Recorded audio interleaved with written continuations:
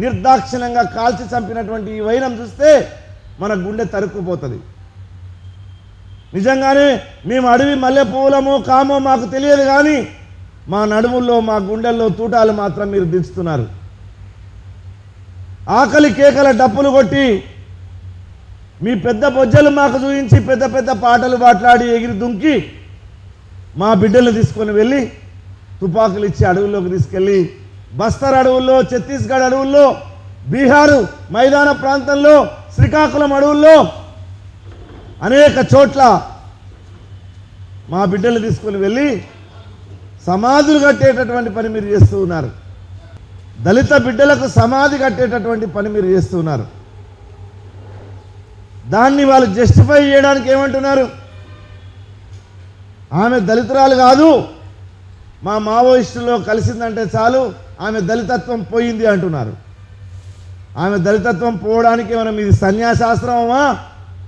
మీకు విరజా హోమం చేసి మీ యజ్ఞోపవీతం తెంపేసి మీకు మీకే పిండం పెట్టేసి ఇంకా ఈ రోజు నుంచి మనిషి చచ్చిపోయాడు ఈయన కొత్త పేరు పెడుతున్నామని అట్లా ఏమైనా పేరు పెట్టారా మీరు?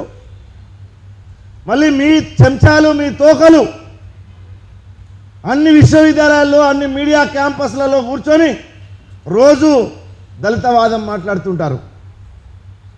మీరు సమాజంలో ఉండేటటువంటి అన్ని వర్గాలను రెచ్చగొడుతూ ఉంటారు.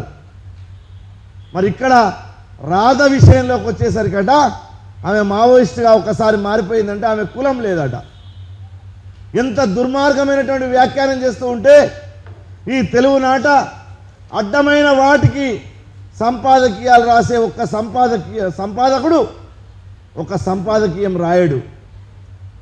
ప్రతి పనికిరానటువంటి విషయాన్ని ఎవడో ప్రైవేట్గా భార్యాభర్తలు ఇద్దరు విడిపోతారని ఎవడో జ్యోతిష్యుడు మాట్లాడితే దాని మీద గంటలు గంటలు ఛానల్ నడిపించే మీరు ఒక దళిత యువతి ప్రాణం నిర్దాక్షిణ్యంగా చేసి గొంతు కోసి చంపేస్తే ఒక టీవీ ఛానల్ మాట్లాడదు ఈ తెలుగు రాష్ట్రంలో.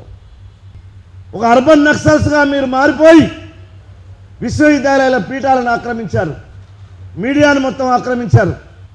ఎన్నెన్నో చోట్ల విదేశాల్లో అవార్డులు తీసుకుంటున్నారు, వేరు దేశాల్లో సెమినార్లకు వెళ్తున్నారు.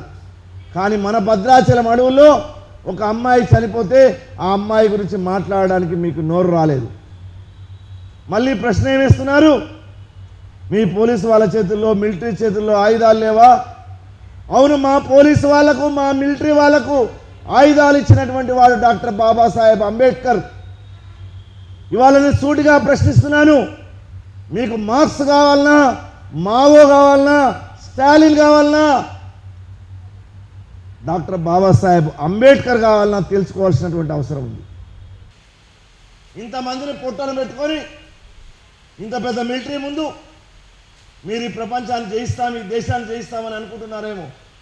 కనీసం ఈ రాధను, ఈ అమ్మాయిని చంపినందుకు ఒక్కసారైనా మీరు పశ్చాత్తాప పడితే, ఒకవేళ మీరు పూజించే, మీరు గొప్పగా లాల్ సలాములు చెప్పేటటువంటి ఆ మావో ఒకవేళ ఏమైనా లోకాల్లో ఉంటే కనీసం అక్కడి నుంచి అన్న మిమ్మల్ని చూసారే మీకు బుద్ధి వచ్చింది రాని అనుకుంటాడు.